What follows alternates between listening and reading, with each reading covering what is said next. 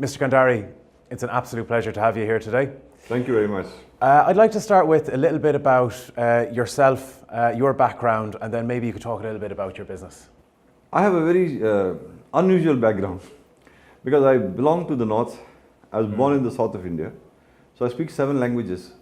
I speak the South Indian languages and the North Indian languages. And I was born in a place called Vijayawada in Andhra Pradesh, which is down south, where their food is very, very spicy. But then from Vijayawada, I graduated to schooling in Hyderabad and then moved to college in Madras. Then read my articles in Bombay. And finally, I settled out with my father's business in Hyderabad, which is in Andhra Pradesh, in 1969. I'm the 3rd generation business family because my grandfather started the business in 1942.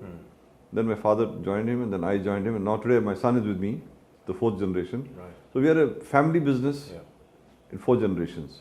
I have 4 grandsons, and they're the 5th generation going to join our business. So we are a family-oriented business. Keeping it in the family, yeah. But we believe in family values. The important thing today in business is, unless you have your family values very strong, you tend to go here and there and everywhere. And I always tell my people, my children and my staff I don't call them staff, I call them family. We always say Dobowi family. But that is what, they are the strength of the company. The people make the company. I always tell people, if those 2,000 odd people don't put in their hard work, I can't afford to relax in the evening. They work for my relaxation. So I owe it to them. And my staff are all very happy. We have a good teamwork, team spirit. We give them encouragement by expressing their ideas. And I think that is what we give them. When we give the freedom to think out of the box and think right, that's how the company grows. And I always tell everybody, unless you grow, you begin to die. So you have to grow. That's the theme of our business. I love the way, and I'd like to develop on that a little bit, the culture of your business. Obviously you've been in, you're heading into your 5th generation of the family business. How do you maintain such a positive family culture within a growing business like that? I always, like to tell the young people what I am and what they should emulate from me. Because once you start believing in yourself, once you have confidence in yourself, and once you feel that you're doing the right thing, and once you know that you do not want to do the wrong thing, you can never fall. Never fall. Because God is with you. And God likes people who do the right thing. And in every human being there is God. If I respect you, I'm respecting God. Because you're God's child, I'm God's child. And that's where I think the strength in our group is, the strength in our company is, that every person who works in the company has a strong belief that he has to show his best. And he has to work as a team. There are no egos involved. Like when we go to the church or we go to the temple or go to our Sikh temple, we submit to the Lord. I tell everybody in the office, submit to your work and have the work ethics. Most important thing is have a good work ethics. If you have good work ethics, you can never fail.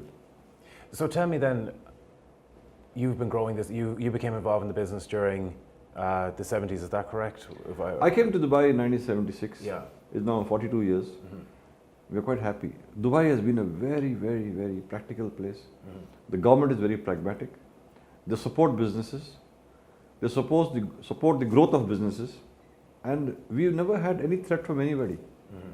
We only had support from even the UAE nationals, all of them support us in every way.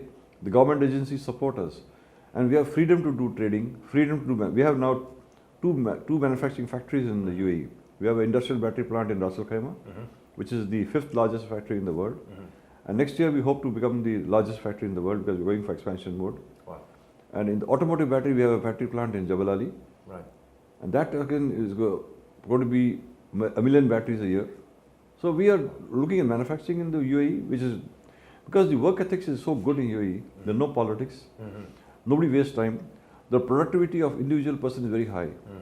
The same person I bring from India works there 50% and works here 100%. Because there he's got so many distractions. Here he has no distractions. The work ethics is very strong. And I think that is the main crux of any growth of any business. The culture has to be developed in such a way that we have a positive culture, a culture which can support each other as a team spirit. We can never fail them. So where do you see, let's say, obviously you've got some projects in the pipeline there, where do you see the growth opportunities coming from for your business, whether it's either to... See, we are basically, our business is tires and batteries. Okay. And you know, this was my father and my very dear friend, one Mr. Suresh Sabrawal, who is the owner of Al Kabir food stuff. He always told me one thing: stick to your core business. Don't go here and there and everywhere and try out things and fail. Yeah. You stick to your core business, you'll never fail. And I always stick to my core business. And we tell the whole group also, let's think tires, let's think batteries, and we'll never fail. And I think now what we are trying to do is we are spreading geographically. Yeah. We have over 10 countries in the world now. Our head office is Dubai. Okay. We have offices in Saudi, Bahrain, Nigeria, Ghana, UK, Germany, Spain, Portugal, in China, in Canada, in the US, in South Africa, in South America. So we are very happy. Dubai has given us a lot of opportunity. I must give credit here to the local environment. The business environment here is very good, because they give us the opportunity to grow. Yeah. And Dubai being a very excellent financial base, excellent transit base for traveling. I can take an Emirates flight anywhere in the world from here direct. Yeah. Like we were last week in Bali, we taken all our Middle Eastern African dealers to Bali. The 2 flights a day to Bali. So I think this connectivity is so good. Yeah. The infrastructure is so good. And like in the Automechanika show today, we have been very busy yesterday and today because we have so many visitors coming into our stall. And people all love to come to Dubai. Dubai is the most vibrant city in the world. And can I ask then, you know, as you say, it's been, and obviously Dubai has grown extraordinary over the last couple of decades.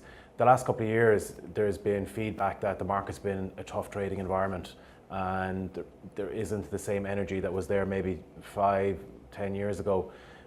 Is that something that's impacting your business? I'll touch base on that. I think personally, what happens is Dubai has been growing very fast. And the whole world is coming to Dubai to grow. And they think money is growing on trees, which is not true.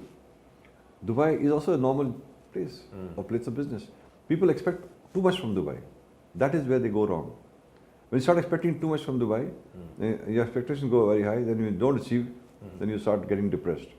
And last 2 years have been a little tough because of the conditions in neighboring countries. Basically, I don't want to name the countries, but the whole world knows the neighboring countries which are creating problems for this Dubai, and those countries have stopped doing business with us. And that has reduced the core business. The trading business has come down, but Dubai has benefited by more tourism, more conferences, more exhibitions. So it's compensated. We are in the tire and battery business, and our business has not gone down, it's gone up, because more and more cars are being sold, and more tires and batteries are being used. And I say God is kind to us. So can I ask then, I suppose, just as your core business is tires and batteries, there's a lot of technological changes happening. Innovation Zone is something we have here that focuses on electric vehicles. Is the changes in technology that are happening, let's say, in the wider industry, how are they impacting your business, and what changes are you having? We have in our in-house research and development. Okay. For our battery business, we have a full team from Manchester. They're working 24/7 on how to improve the quality, how to improve the new technology into the battery business for industrial batteries. And that is being a great advantage for us. We have an edge over others because we are working in-house. We're doing research in-house. And in the tire business, we supply technology to our partners in China. I do contract manufacturing in China. Okay. And we have engineers from South Africa, we have engineers from Germany, who are working 24/7 in China to produce the best quality tire. And here I would like to mention that, when I sell a tire, I feel very responsible. I don't want to sell a bad tire, because if that bad tire fails on a speeding car and the people die, then I am termed as a murderer. I don't want to be called a murderer. I want to supply a good quality tire, so we put a lot of effort in supplying good quality tires, so that tomorrow we are not termed as antisocial people who are trying to make money out of other people's lives. No, that's not my theme. My theme is supply a good tire, do your best, serve the community will look after you. That's interesting because, and I want to kind of develop that with you a little bit. Some of the companies that we speak with here, some of them, when they are approaching or when they're developing their marketing strategies, some of them don't go the traditional route and focus on communication channels and traditional marketing forms or whatever the case is. Others then are very product focused, and they make the product the core of what they're at. Where would you say you're similar in the sense that the product is the most important part? I think unless you have a good quality, and I'll give you a small example. When I first went to China in 2002, my first business discussion was with the manufacturer, And he quoted me for a private label tyre, $1 per kilo. He says I'll charge you $1.95 per kilo for number of sizes you manufacture. Whatever the weight of the tyre is, I'll charge you per weight. I said, fine, thank you very much. Can I pay $2 per kilo? And then there's all doing through translation. So the girl was telling me that he's asking $195. Why are you wanting to pay 2? I said, if I ask him for 190, he'll say yes. If I ask him for 180, he'll say yes. If I ask him 170, he'll say yes. But he'll start reducing the quality. I don't want that. I want to pay 5% more. I want him to warranty and guarantee the tyre to me that this tyre will never fail. Let him pay 5 cents more. Because I want a tyre which is, because even after paying 5 cents more for a Chinese tyre, that's still half the price of the premium brand tyres. So, I mean, logically I thought the fair thing is to pay a little more, get a better quality tyre. And today, Infinity, which is our flagship brand of tyre, is popular all over the world. We sell over 2 million tyres in Europe and zero claim. Wow. We sell 1 million tyres in Africa, zero claim. Because we believe if you have a quality tyre, you can never go wrong. And that's my basic foundation of success has been supplying quality products. Even in the battery business, when we started the manufacturing plant in Automechanika, our CEO is Dr. Mark Stevenson from Manchester. He's an authority on batteries. He's been 44 years in the battery business. So my first discussion with Mark was, I said, Mark, listen, please don't compromise on any substandard machines. Buy the best machines, I want the best quality battery. So tomorrow people should remember us for supplying the best quality battery. And today we are very proud, 80% of our exports are in Europe. And Germany is our biggest market. And the standard in Germany is so high. Yeah, absolutely. And they're known for their quality. They swear by our batteries. Yeah, absolutely. So when you're, let's say, approaching a new market, when you're deciding, okay, this is a new market that we want to penetrate, you have a top quality product. How do you go about communicating, or how do you go about raising the awareness of your brand within a new market? What's that process? What does it look like? We spent a lot of money earlier on marketing. But I felt that, marketing is very good. But unless the product can speak for itself, you don't go too far. Right. So I spend more money today on the product. And I want the product to speak for myself. The product will take us very far. And today, because of our quality in tyres, quality in batteries, we have no end to see. And because our tyres are called Infinity, and the battery is called Eternity. So both are forever. Can I ask your thoughts on distribution? A discussion that came up over the last couple of days at Automechanika was there were a lot of companies that would go the traditional route of supplying their product through retailers, garages, whatever the case is. They would also have a direct consumer business. They're now noticing that direct consumer business, the market share of that increasing because of the likes of online retailers like Amazon or Suck or whatever the case is. Is that something that you guys in our business, you see, even if tyres are sold by Amazon, ultimately the car owner has to take his car to the retail shop to fit the tyre. It's not like if a tyre delivered to his house, he can put it himself. He has to go to the shop. So we strongly believe in a dealer network. Like we are doing wholesaling in different countries. We sell to over 100 countries today. And each country we have exclusive distributor. And we swear by the distributor. We never have any territorial problems. Because we stick to him and he sticks to us. And that way we are able to control the quality, control the price, and control the distribution. And that has been a very successful model for us. So the partnership model. So we're not going in because, you see, in tyres and battery business, the car has to come to the garage for fitment. So it's totally different from Amazon can't take on tyres and batteries because they have to have retail shops to fit them.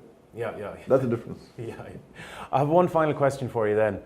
Obviously, Automechanika is happening over the next couple of days. What are you hoping to achieve out of the next 3 days? As I just mentioned to you before I came in that this morning we just signed a new partnership. It's great news. And that was a fantastic thing. I mean, I just was telling Mark, in fact, Mark and I were walking into the hall and I said, Mark, let's do something different this year.